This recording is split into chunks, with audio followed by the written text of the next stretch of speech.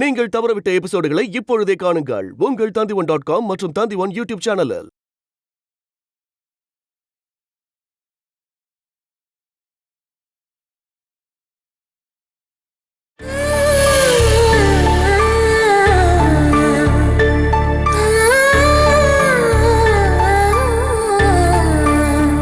மலவுக்காட்டுக்கு போய் அத்தை கிட்ட கேட்டா என்ன?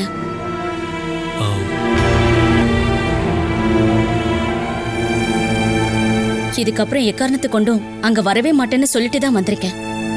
ஆனா இப்படி ஒரு தேவைன்னு வரும்போது அவங்க பெத்த பையனை அவங்கள விட வேற யாரு நல்லபடியா பாத்துக்க முடியும்? அதுக்கு என் அம்மாவுக்கு பாசம் காட்ட தெரியணுமே. அத்தை என் மேல இருக்கிற கோவத்தை தான் உங்க மேல காட்டிக்கிட்டு இருக்காங்க. அத்தை இங்க வரும்போது நான் இங்க இருக்க மாட்டேன்ல, வேற என்ன பிரச்சனை வரும்? அம்மா வருவாங்கன்னு எனக்கு கொஞ்சம் கூட நம்பிக்கை இல்லை. நம்ம 2 பேரும் சேர்ந்து அங்க போய் கூப்பிடலாம். நம்ம சைட்ல இருந்து ஏதாவது தப்பு நடந்திருக்கு அப்படின்னா எங்களை மன்னிச்சிருங்கன்னு சொன்னோம்னா அத்தை வருவாங்கன்னு தான் நான் நம்புறேன்.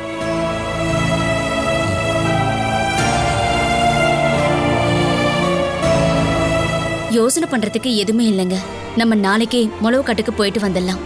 இதுல எந்த மாற்றமும் இல்லை.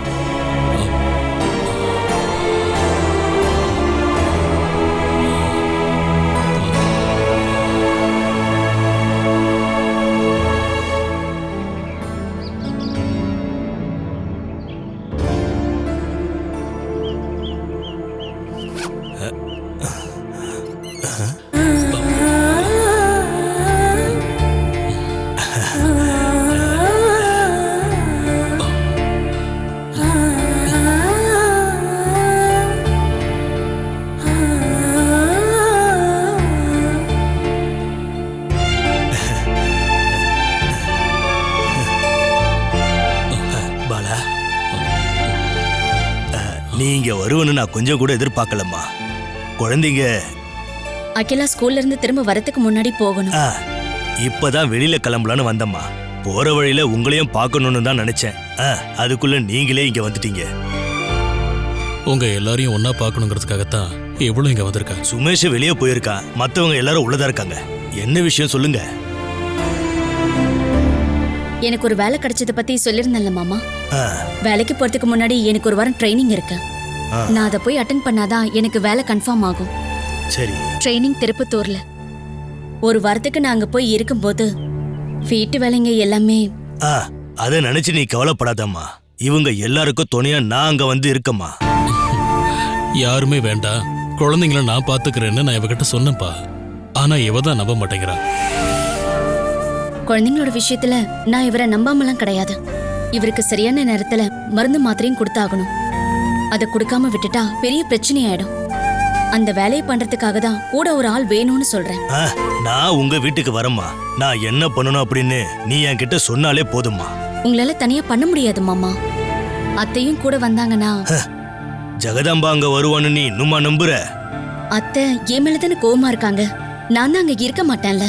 பையனுடைய பேர பசங்களோடையும் என் தொந்தரவு இல்லாம கொஞ்ச நாளைக்கு நிம்மதியா இருக்கலாம்ல. அப்போ வேணுமோ குழந்தைங்களும் கொஞ்ச நாளைக்கு இங்க வந்து இருக்கலாம் இல்லையா? அகிலாவுக்கு எக்ஸாம் நடக்குது மாமா.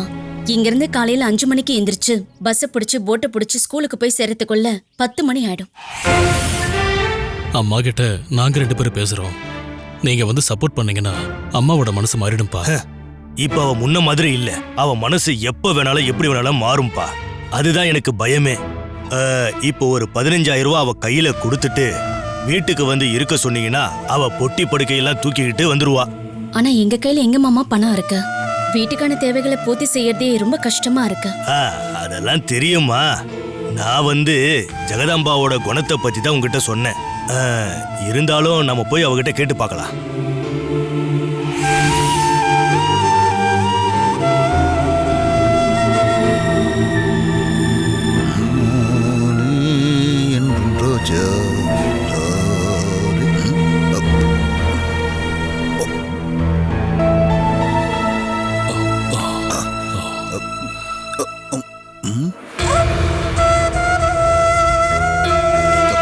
வேணு தம்பி, செல்லக்குட்டி வா.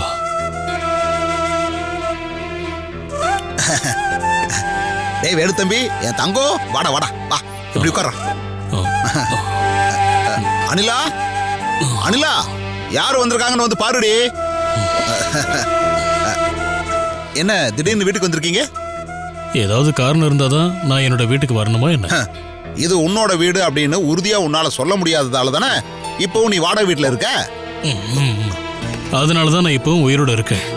பாலா அக்கா, நீ இதுக்கப்புறம் இங்க வருவேன்னு நான் கொஞ்சம் கூட எதிர்பார்க்கவே இல்ல. நான் என்னதான் சொன்னாலும் ஒரு தேவைன்னு வரும்போது வந்துதானக்கா ஆகணும்.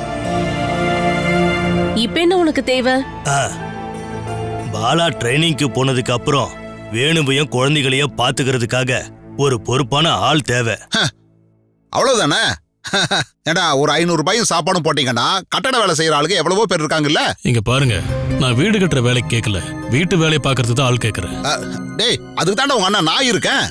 நீ என்ன வேலைக்கு வச்சுக்கோ.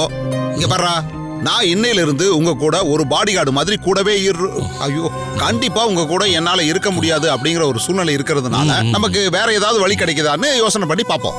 என்ன 2 பேரும் சொத்துல பங்கு கேட்க வந்திருக்கீங்களா? இல்லம்மா, ஒரு உதவி கேட்கறதுக்காக தான் இங்க வந்திருக்கோம். ஓ, அப்ப கையேந்த வந்திருக்கீங்களா?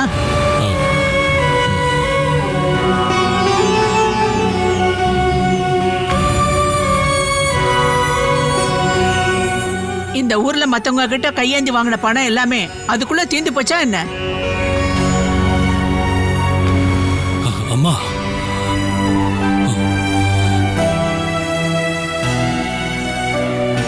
நீ அங்கெல்லாம் பார்க்காத. இவன் கையால் ஆகாதவன்.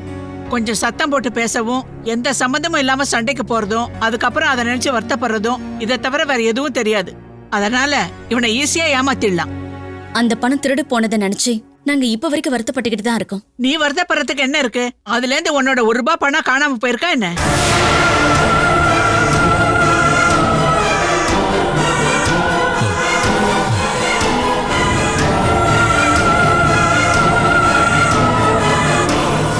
புருஷனுக்காக இந்த உலகத்துல வேற எந்த பொண்டாட்டியுமே கஷ்டப்பட்டதே இல்லைங்கிறத காட்டுறதுக்காக தானே நீ உன்னோட உயிரை காப்பாத்துறதுக்காக கிட்னி கொடுக்கறேன்னு சொல்லியிருக்க.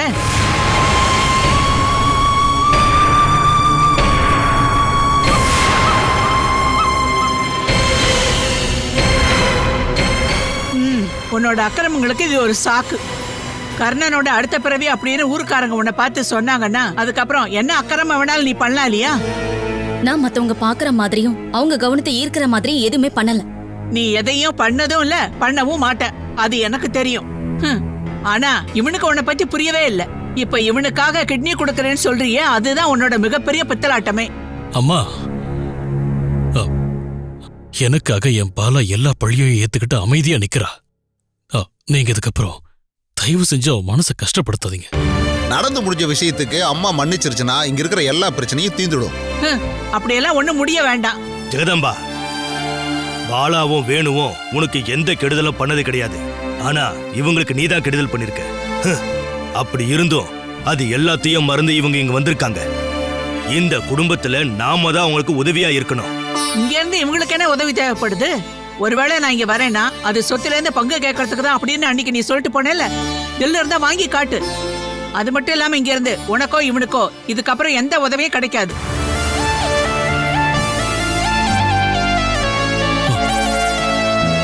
ஜெகதம்பா, இவங்க என்ன கேட்க வந்தாங்கன்னா, நானு இவங்கள பத்தி எதையும் கேட்க விரும்பல.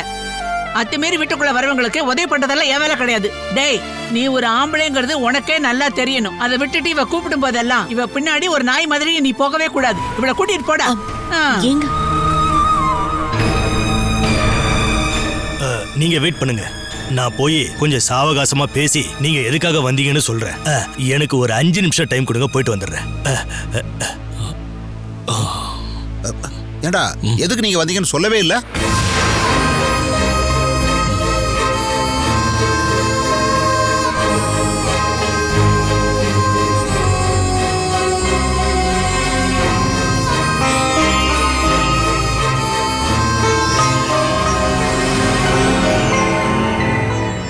ஜெகதம்பா, நம்ம கிட்ட உதவி கேட்டு வந்திருக்கிறது வெளியால் யாரும் இல்ல, நம்மளோட பையனும் மருமகளும் தான்.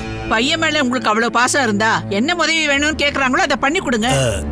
பாலா வேலை சம்பந்தப்பட்ட விஷயமா ட்ரைனிங்க்கு 1 வாரம் போயிட்டு வர வரைக்கும் ஒரு அம்மான்ற முறையில நீ அங்க போய் இருக்கணும். ஓ அப்படியா?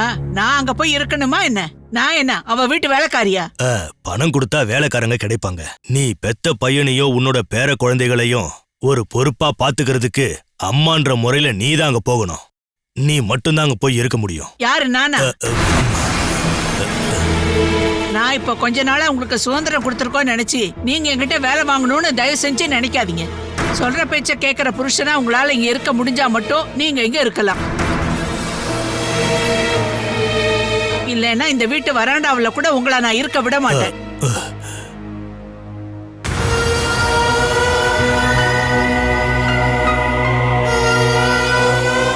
என்ன அப்படி முழிச்சு பார்த்துட்டு இருக்கீங்க? வேற ஏதாவது சொல்லணுமா?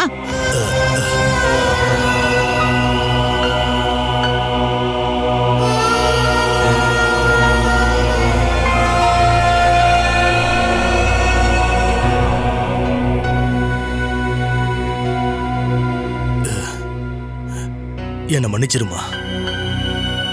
என்னோட சாவி இப்போ அவ கையில இருக்கு. எனக்கும் வயசாயிடுச்சுல்ல. இதுக்கப்புறம் குதிரை மாதிரி ஓட என்னால முடியலம்மா.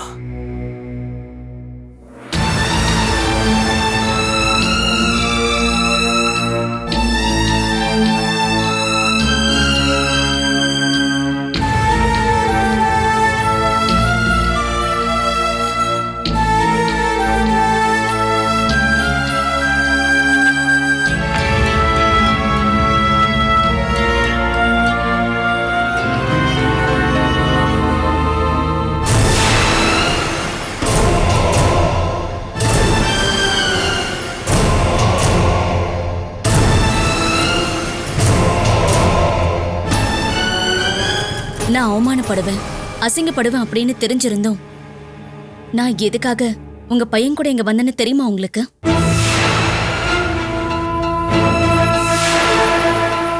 வேற வழி இல்லாம தான். எனக்கு தெரிஞ்ச வரைக்கும் நான் உங்களுக்கு எந்த விதமான கெடுதலும் பண்ணது கிடையாது. இப்ப இங்க நாம 2 அம்மாக்கள் மட்டும்தான் இருக்கோம். நான் உங்ககிட்ட எப்பவாவது மோசமா நடந்துக்கிட்டேன் அப்படின்னா நீங்க எனக்கு தண்டனை கொடுக்கலாம். நான் எதுக்காகடி உனக்கு தண்டனை கொடுக்கணும்? அந்த கடவுள் தான் உனக்கு தண்டனை கொடுத்துட்டு இருக்காருல்ல. அது எல்லாமே நான் சந்தோஷத்தோட முழு மனசோட ஏத்துக்கிட்டு தான் இருக்கேன். நீ தான் இப்ப சொன்னேல்ல, வேற வழியே இல்லாம இங்க வந்தேன்னு சொன்னேல்ல. அது சாதாரண விஷயமா என்ன? உன் அகங்காரத்துக்கான பதிலடி. யாரோட உதவியும் இல்லாம புருஷனை நீயே காப்பாத்திடலாம்னு நினைச்சு கூட்டிட்டு போனேல, இப்ப என்ன ஆச்சு? இப்ப அவன் உனக்கு ஒரு பாரமா இருக்கான், அப்படிதானே? ஒருவேளை நான் அங்க வந்தேன்னா நீ அங்க இருந்து எஸ்கேப் ஆயிடலாம். நீ திரும்ப வரலன்னா நான் தான் உன்னை சுமக்கணும்னு உனக்கு நல்லாவே தெரியும். நான் எஸ்கேப் ஆகணும் அப்படின்னா அதுக்காக நான் இவ்ளோ கஷ்டப்பட வேண்டிய அவசியம் இல்லை. என்னால முடியாது அப்படின்னு வார்த்தை சொன்னாலே போதும். எதுக்காக வேணுகோப்பனை விட்டுட்டு வந்தேன் அப்படின்னு யாரும் என்கிட்ட கேட்க மாட்டாங்க. அப்படின்னா யாருக்கிட்ட காட்டுறதுக்காக அவனை கூட்டிட்டு இப்படி எல்லாம் பண்ணிட்டு இருக்க? அவன் வேண்டாம் சொல்லிட்டு நீ பாட்டுக்கு போயிட்டே இரு. இந்த ஊர்ல எத்தனையோ அம்மாக்கள் இருக்காங்க. இருந்தாலும் வேணுகோப்பன் பிறந்தது உங்களுடைய மகனா தானே? நீங்க 10 மாசம் வயித்துல சுமந்தப்போ அந்த மகன் உங்களுக்கு பாரமா இருந்தாரா? உங்க ரத்தத்துல பிறந்த உங்க பையனை நான் இப்ப என்னுடைய இதயத்துல சுமந்துக்கிட்டு இருக்கேன். எனக்கு என் வீட்டுக்காரு பாரம் கிடையாது. அவர் என் உயிரோட ஒரு பகுதி. உங்க பையனை கொஞ்ச நாளைக்கு மட்டும் உங்க கையில ஒப்படைச்சிட்டு போலான்னு தான் நான் இங்க வந்தேன். அதுக்காக நான் உங்க காலை பிடிக்கிறேன். நீ என்ன தொட வேண்டாம். ஒன்னா இருந்த என் 3 பசங்களும் தனித்தனியா போனதுக்கு காரணமே நீதான். நீ என்னதான் என் காலை பிடிச்சாலும் உன் புருஷனையும் உன் குழந்தைகளையும் பாத்துக்கிறதுக்கு ஒரு நாள் கூட நான் அங்க வந்து இருக்க மாட்டேன். அவர் உங்களுடைய பையன் தானே? இல்லடி, அவன் இப்போ உன்னோட சொத்து. நீ வேணும்னா அவனை பாத்துக்கோ. அத்தை, இதுக்கப்புறமா நீலி கண்ணீர் வடிச்சேன்னா நான் பக்கத்து வீட்டுக்காரங்களை வர சொல்லி நீ என்னை அடிக்க வந்ததா சொல்லி உன்னை தூக்கி வெளியே போட்டுருவேன். அது வேண்டாம்னா கிளம்பி போ.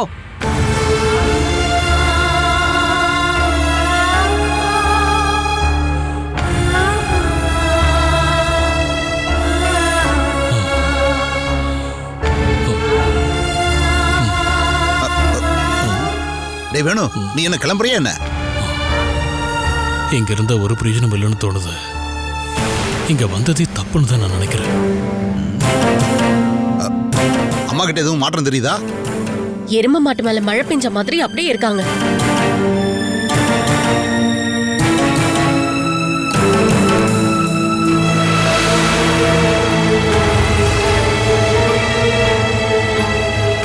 பாலா, நான் காலை பிடிச்சி கெஞ்சி கேட்கறேன்னு கூட சொல்லி பார்த்துட்டேன். ஆனா அத்தை,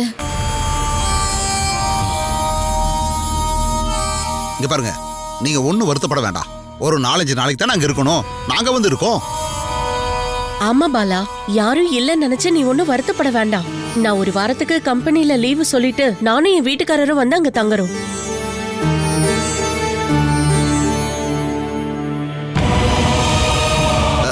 நான் இந்த விஷயத்தை பத்தி பேச நினைக்கிறதுக்குள்ள அம்மா வந்துருச்சு. டேய், இந்த மாதிரி நேரத்துல தாண்டா அண்ணன் தம்பி பாசம்னா என்னன்னு நம்ம காட்டணும். நாங்க உங்க கூட இருக்கோம்டா. ஏண்டி என்ன? ஐயோ, இங்க இருந்து யாராவது உதவி பண்ண போனீங்கன்னா அதுக்கப்புறம் இங்க திரும்பி வரவே கூடாது. இவரை நீங்க தானே பெருசு வச்சீங்க. அந்த எண்ணம் இவனுக்கும் இருக்கணும். பெத்த அம்மா பேச்ச கேட்கறது இல்ல, இவ சொல்றத தானே நீ கேட்டுக்கிட்டு இருக்க. இவ என் மேல உயிருக்கு உயிரா பாசம் வச்சிருக்கும் போது இவ பேச்ச மதிச்சுதனம் ஆகணும். நீ அதை கேட்டு இவளோட அடிமையா வேணா இருந்துக்கோ. ஆனா உதவின்னு கேட்டு இந்த பக்கம் வந்துடாத. எங்களுக்கு உதவி பண்ண யாருமே இல்லைன்னு இப்ப புரிஞ்சு போச்சு. உனக்கு உதவி பண்றதுக்கு சுத்தி ஆளுங்க இருந்தாங்க இல்லையா? இப்ப என்ன ஆச்சு?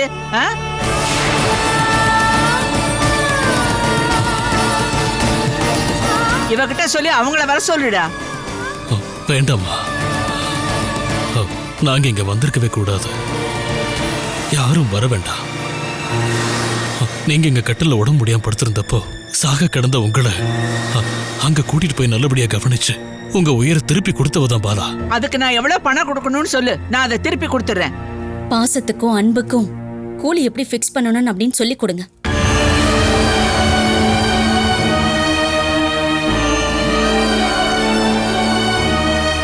நடந்த விஷயங்களை மறந்துடாதீங்க, எதையுமே. இதுக்கப்புறம் உதவின்னு கேட்டு நாங்க இந்த பக்கமே வரமாட்டோம். ஆனா என்னைக்காவது ஒரு நாள் படுக்கிறதுக்கு இடம் கூட இல்லாம நீங்க எங்களை தேடி வருவீங்க. அப்போ நாங்க இப்ப எவ்வளவு வலி அனுபவிச்சிருக்கோம்னு நீங்க உணர்வீங்கம்மா.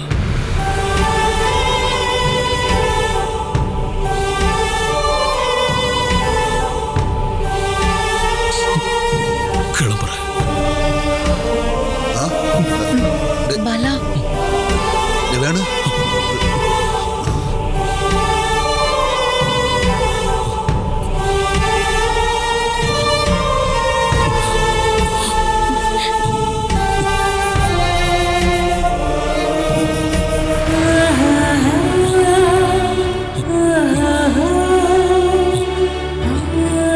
ஏமா, வீட்டுக்கு வந்தவங்க இப்படியே நடந்துக்குவ? பேசாம இரு. நீ வேணும்னா அவங்க கூட போ.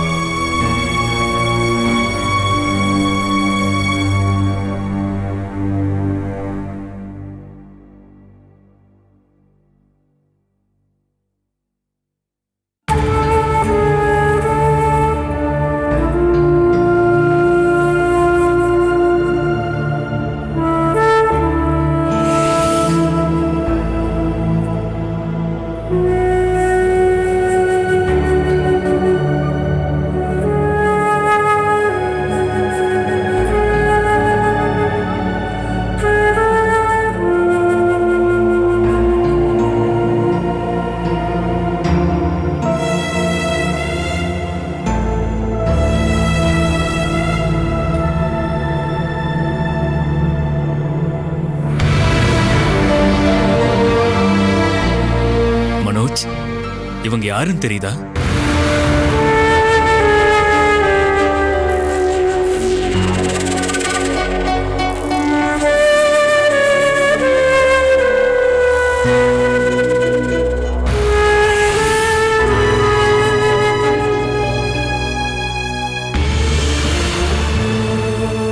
சொல்லுங்க மனோஜ். நீங்க இங்க இருந்து இவங்க மனோஜுக்கு என்ன பண்றாங்கன்னு நீங்க பார்த்து கத்துக்கணும். வீட்டுக்கு போன உடனே அதே மாதிரி நீங்க அவருக்கு பண்ணணும்.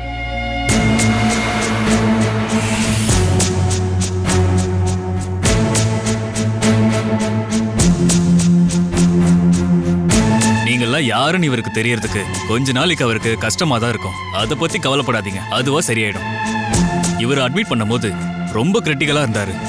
இனி நீங்க பயப்பட வேண்டாம். மெடிசனும் எக்ஸசைஸும் இவருக்கு கரெக்டா ஃபாலோ பண்ணீங்கன்னா நம்ம மனோஜை ஈஸியா நடக்க வச்சிடலாம்.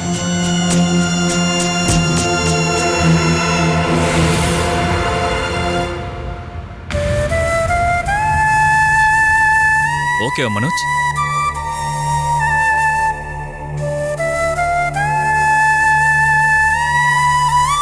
இவரால் இப்போதைக்கு பேச மட்டும்தான் முடியல. ஆனா நம்ம பேசுற எல்லா விஷயமும் இவருக்கு கேட்கும்.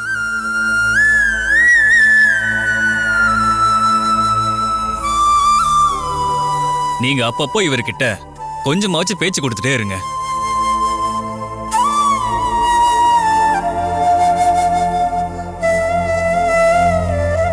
Okay Manoj?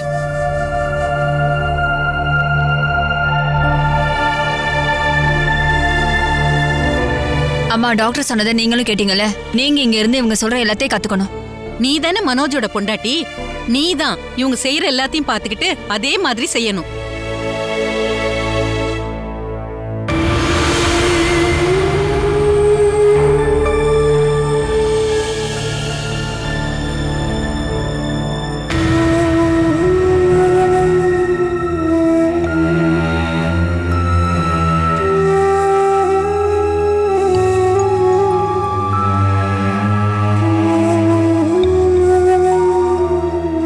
Catch us on TV, Tandivan.com, Facebook and YouTube.